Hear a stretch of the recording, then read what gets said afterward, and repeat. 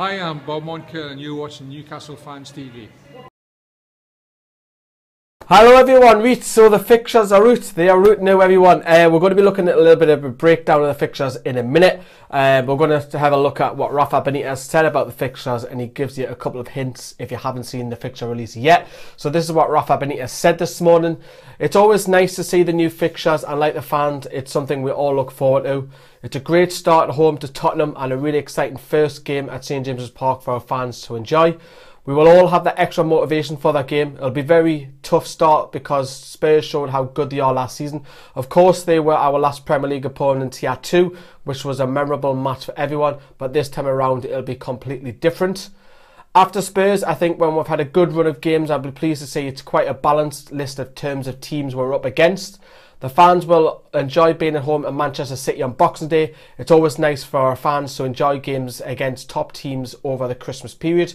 We also have a great game to round off the season with Chelsea visiting us on the last day of the season. Aside from that, obviously I look forward to the two games with Liverpool. Those days will be extra special for me, but really every game is exciting and every game has its own challenges. It'll be nice too to come up against Chris Hughton and Brighton side again this season. This will be Brighton's first time in the Premier League, and the way both our clubs performed in the Championship will make a special game, I think. Yeah, so that's what Rafa's been saying about the fixture list. So what we're going to do is we're just going to break it down month by month dead quickly. I don't want to go on about it too much, but because Europa League teams, if they're on Saturday, that'll be moved to Sunday. You've got to consider that in consideration, and the TV, Sky Sport and BT will want to have their say as well. So that'll be the start of July. We expect Newcastle's fixtures to change by a day or two, and the times also. But let's get it on screen. Let's have a look at August. So Rafa's already hinted. We've got Spurs' first game of the season. Now, obviously, we all know what happened last time around. We hammered them 5-1 when we went down. And then we've got a trip away to Huddersfield. That's quite a likeable fixture for Newcastle. And then the home game against West Ham. So hopefully you see Newcastle pick up 4 to 6 points. You would hope, anyways. Moving on to September, the tricky away fixture down in Swansea, a long travel for the fans. And then we've got the home game against Stoke. And then we're back to Brighton. Obviously, we beat them. We came back from behind to beat them 2-1. And then we've got the Liverpool game at the back end of September, which I'm not happy about. And why am I not happy about? Because I'm going to miss this game, and I hate missing games. I didn't miss any game at home last season. I went all the home cup fixtures, all the under-23s. But I'm going to be missing this one. So I'm absolutely gutted about it, and it's a top team as well. Why am I going to miss it?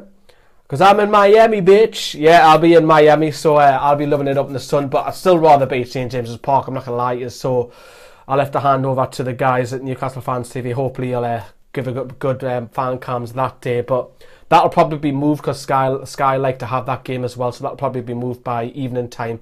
An early afternoon or a Saturday, Sunday game. Moving on to October, where the weather starts to change, the dark nights will come back in.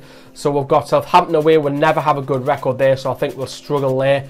Crystal Palace at home, that's looking on paper, that looks like a good fixture. And Burnley away as well. So from that month, you're probably hoping 4 to 6 points again from there. And moving into November, where we've got 4 games, we've got a home tie against Bournemouth. Manchester United away, which will be difficult. Home tie at Watford, which you would expect Newcastle to pick up points there, and West Brom away, which you would fancy at least a draw. Going into a hectic December, this is when Newcastle play some big teams, and you're expecting Newcastle under Rafa to pick up some points, but expect a few defeats here. You would think you've got Chelsea away, Leicester home, Everton home, Arsenal away, down to London again for West Ham away, Manchester City at home, and you would think that Newcastle should overcome Brighton, but that's a really difficult month. If you look at those teams, Chelsea, Everton, Arsenal, just those 3, Manchester City, sorry, so 4 big teams there that Newcastle are going to try and pick up some points. So hopefully by December we're in a healthy position. We don't have to rely on getting a win. I mean, of course we want to win, but we don't want to rely on getting a win against the big sides. Moving into New Year, again the weather's still horrible. You know, we've got a tricky New Year's fixture away to Stoke City, and then we've got a home fixture at Swansea. Back down to Manchester for a difficult away trip to Manchester City, and then a favourable home game against Burnley. And then looking at February, we've only got 3 games because of the international break, I believe, and the Champions League comes back as well. Crystal Palace away down London is going to be difficult. Man United at home, again difficult, although we have got a pretty good record against Man United. Bournemouth away at the back end of February, which is difficult just because of travel. I know we beat them 1-0, but they hammered us, but just the distance of travelling. Come back into March with a great trip to Anfield. Rafa Benitez has already mentioned, he'll be looking forward to that one. Southampton at home, Tottenham away, which will be difficult. And then we've got a favourable game against Huddersfield, so probably again out that month you probably have to say Huddersfield's the weakest and the other 3 are quite difficult, so you probably take, would you take 6 points from them? 4? Moving into April, the business end of the season, you've got Leicester away, which will be difficult. You would think Leicester will be an improved side, wouldn't you? Arsenal at home, which will always be difficult, they're a big side. Everton and Goodison will be difficult, a favourable West Brom, so another difficult month as well. And then you're moving on to May. We're moving to Watford away down London. They'll probably struggle, I'm guessing, next season, but expect Newcastle at least get a draw there. And then we've got the last final game of the season. Hopefully Chelsea have nothing to play for. Hopefully Newcastle haven't, and we'll just go out there and enjoy ourselves. We've seen what happened against Tottenham the last game of the season as well. So, you know, so that's the fixture list. Like I said, a lot of those are on Saturdays, some on Tuesday and Wednesdays, but that'll change because of Sky, because of BT and Europa League commitments as well for some teams. So expect that to change. Obviously, the times and the first round of TV fixtures will be released on early July. But I'm excited, I'm really excited. The fixtures are here, people, and obviously we'll be getting collaborations with all the YouTube big name channels. We've already got in touch with several already last month as well, so we'll be doing those as well, so keep an eye for them.